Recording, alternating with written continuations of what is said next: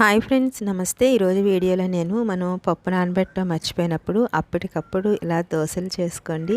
ఇందులో సోడా కానీ ఈనో కానీ వేయకుండా నేను ఇలా దోశలు చేశాను. ఇవి చాలా టేస్టీగా ఉంటాయి. అలాగే దీంతో కొబ్బరి చట్నీ కూడా చేశాను. పైన క్రిస్పీగా చూడండి, ఇంత క్రిస్పీగా వచ్చినాయో చూసారు కదా.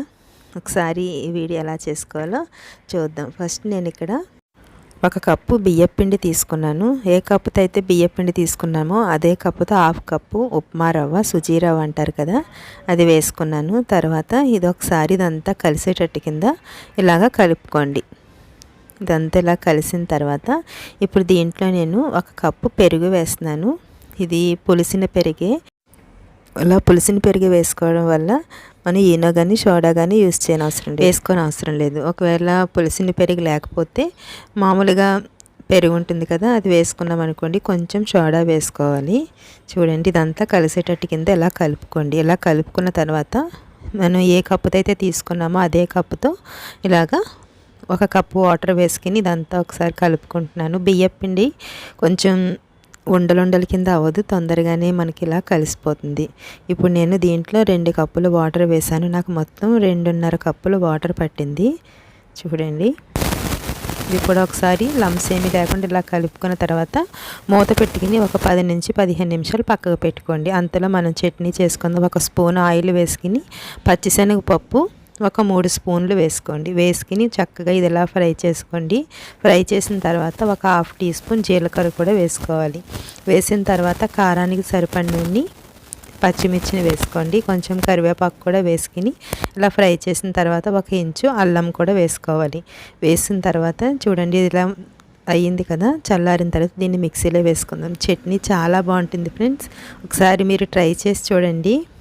ఇదంతా మిక్సీలో వేసుకున్న తర్వాత నేను ఇందులో కొబ్బరి కూడా వేస్తున్నాను, పచ్చి కొబ్బరి. ఒక 1/2 టీ స్పూన్ సాల్ట్ వేసుకుని ఇలాగా ఒక 1/2 కప్పు పచ్చి కొబ్బరి వేసుకున్న తర్వాత కొంచెం వాటర్ వేసుకుని దీన్ని మెత్తని పేస్ట్లా చేసుకోవాలి. చూడండి, ఇలా చేసుకున్న తర్వాత ఇలా మిక్సీ పట్టిన తర్వాత ఇప్పుడు దీంట్లో నేను కొన్ని ఆవాలు, జీలకర్ర, కరివేపాకు, ఎండుమిర్చి 1 స్పూన్ ఆయిల్ ఇలా ఫ్రై చేసుకుని ఇలా తాలింపు చేసుకున్నాను. చూడండి, ఈ చట్నీ ఒకసారి మీరు ట్రై చేసి చూడాలి, అంత బాగుంటుంది చట్నీ. ఇలా చేసుకున్న తర్వాత ఇప్పుడు దీన్ని పక్కన పెట్టుకుని ఒకసారి పిండి చూడండి, ఒక 10 నిమిషాల పైన అయింది. ఇలా అయిన తర్వాత ఇప్పుడు దీన్ని మనం మిక్సీలో వేసుకోవాలి. ఇలాగా అంతా వేసేసుకోండి, సరిపోతుంది దీనికి. ఇలా వేసిన తర్వాత ఇప్పుడు దీంట్లో ఒక 1/4 టీ స్పూన్ వరకు సాల్ట్ వేసుకుని కొంచెం వాటర్ వేసుకోండి. వేసుకున్న తర్వాత మనం దోశకి ఎలా అయితే చేసుకుంటామో అలాగా మిక్సీ పట్టుకోవాలి. దీంట్లో 1 స్పూను షుగర్ వేసాను. షుగర్ వేసుకోవడం వల్ల మంచి కలర్ అనేది వస్తుంది. చూడండి, ఇలా చూడండి, ఈ కన్సిస్టెన్సీ ఉండాలి. చూసారా, ఇలా ఉంటే బాగుంటుంది.